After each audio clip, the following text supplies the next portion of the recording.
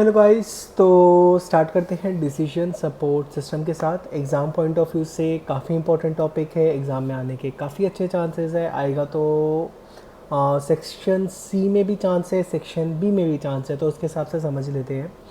Decision support system जैसे कि मैंने पहले बताया था, ये मेरा टॉप मैनेजर्स के लिए, टॉप एग्जीक्यूटिव्स के लिए यूज़ किया जाता है। डिसीजन सपोर्ट सिस्टम जैसे कि नाम से ही पता लग रहा है, ये हमें डिसीजन मेकिंग के अंदर हेल्प करता है। मैं जो भी वीडियोस करवाता हूँ, मेरा ट्राई हमेशा ये रहता है कि आप लोगों को टॉपिक क्लियर हो जाए, क्योंकि बुकिश लैंग्वेज आप लोग बाद में भी कर सकते हो। पीपीटी में जो मैंने वर्ड्स लिखे हैं आप लोग बाद में भी पढ़ सकते हो एंड उसको रट सकते हो, बट मैं मीनिंग कन्वे करने का, समझाने का ज़्यादा ट्राई करता हूँ। तो डिसीजन सपोर्ट सिस्टम की हम लोग जब भी बात करेंगे ना, तो सबसे पहले इसके नाम से ही हमारे दिमाग में आ जाना चाहिए कि यहाँ पे मैं डिसीजन मेकिंग की बात करूँ, डिसीजन से रिलेटेड है। और जहाँ पे भी मैं डिसीजन की बात करूँगा ऑर्गेनाइजेशन की, मतलब मैं टॉप लेवल की साइड चला गया, टॉप मैनेजर्स की साइड चला गया। तो ये एक मेरा ऐसा सिस्टम है जो कि मेरा जनरली टॉप मैनेजर्स को, टॉप एग्जीक्यूटिव्स को डिसीजन मेकिंग में हेल्प करता है। अगर प्रॉपर लैंग्वेज में बोलो तो DSS are interactive software based systems intended to help managers in decision making by accessing large volumes of information generated from various related information systems involved in organizational business processes such as office automation system, transaction processing system etc. काफ़ी भारी शब्द है, आसान शब्दों में बोला जाए, जो मेरा नीचे के लेवल का फीडबैक आया, जो मेरा वहाँ से डाटा रिसीव हुआ, उस लार्ज वॉल्यूम डाटा को रिपोर्ट्स वगैरह में कन्वर्ट करके, इजी वे में कन्वर्ट करके मेरे मैनेजर्स को मिला, जिन्होंने उसके बेसिस पे डिसीजन लिया। अब इसका एक एग्जांपल ले लेते हैं समझने के लिए। सपोज़ करो मैं मैकडोनल्ड्स में काम करता हूँ एंड मेरे पास मैकडोनल्ड का पूरा नॉर्थ इंडिया है। अब जब भी मैं सेल्स की बात करूँगा, मैं एज अ पूरा नॉर्थ इंडिया ले रहा हूँ। मे बी मैं पर्टिकुलर किसी स्टेट में भी चला जाऊँ, लेकिन कभी भी मैं एक पर्टिकुलर ब्रांच में कभी नहीं जाऊँगा, बहुत रेयर केस होगा। तो जब भी एज अ होल बात कर रहा हूँ ना, तो मेरे पास वहाँ पे डाटा कैसे आएगा? जब लोकल ब्रांचेस अपना डाटा इकट्ठा करके ऊपर भेजेंगी, वो डाटा कंप्यूटर एनालाइज करेगा, सिस्टम में एनालाइज किया जाएगा एंड मेरे पास जब फाइनल रिपोर्ट आएगी तभी तो मैं डिसीजन ले पाऊँगा। जैसे कि सपोज़ करो मेरे पास डाटा आया, मेरे को बस ये दिखाई दे रहा है कि एकदम से मेरी सेल्स लो चली गई। सेल्स लो गई तो क्यों गई, किस साइड गई, कहाँ गई, वो सारा जब तक मेरे पास डेटा नहीं आएगा कैसे होगा एंड मैं कैसे डिसीजन ले पाऊँगा फर्दर। तो अगेन ये सारा मेरा डिसीजन सपोर्ट सिस्टम के अंदर आता है।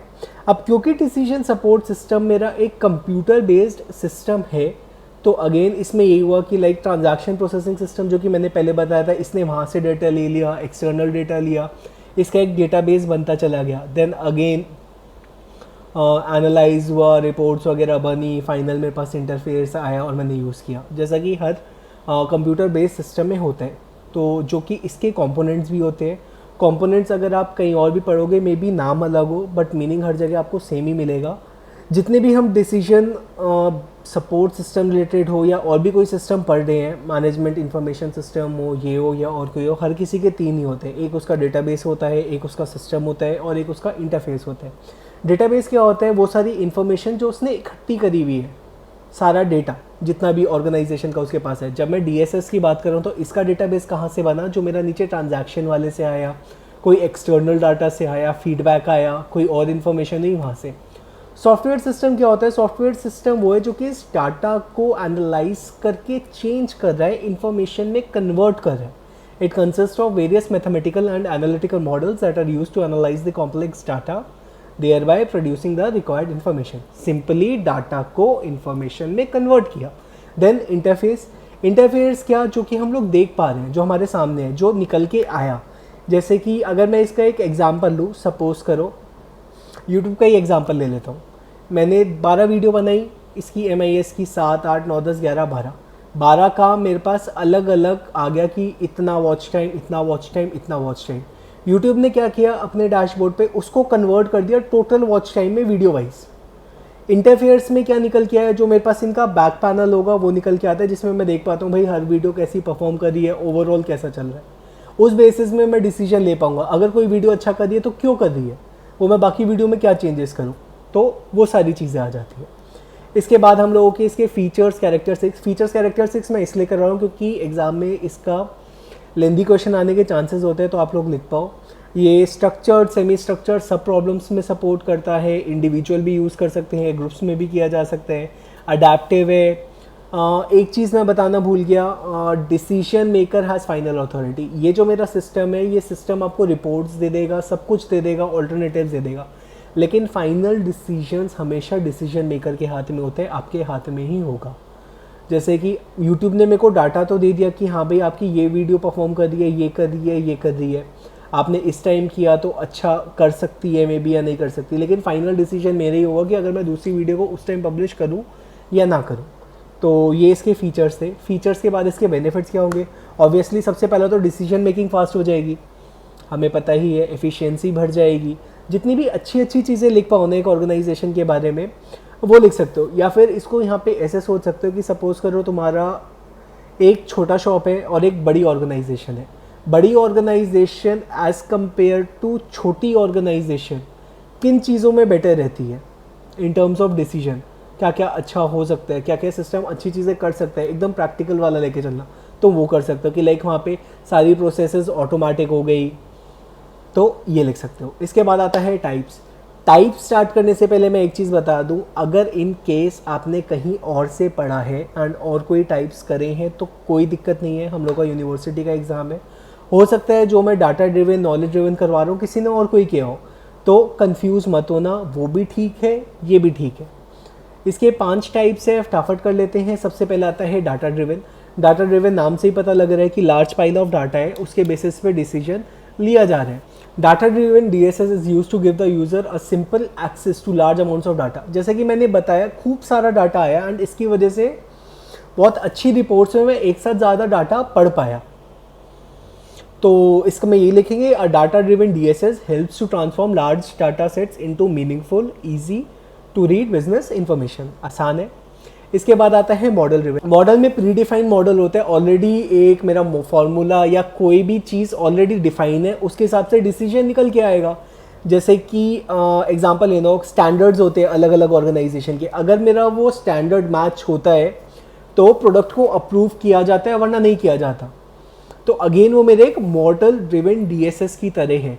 अगर इसमें इससे कम, स्टैंडर्ड से कम प्रॉब्लम है तो ओके, वरना हटाओ उसे। तो ये हो गया मेरा मॉडल ड्रिवन। मॉडल ड्रिवन के बाद आता है नॉलेज ड्रिवन। नॉलेज ड्रिवन काफ़ी हद तक मेरा डाटा माइनिंग से ही, डाटा ड्रिवन वाले से ही आता है।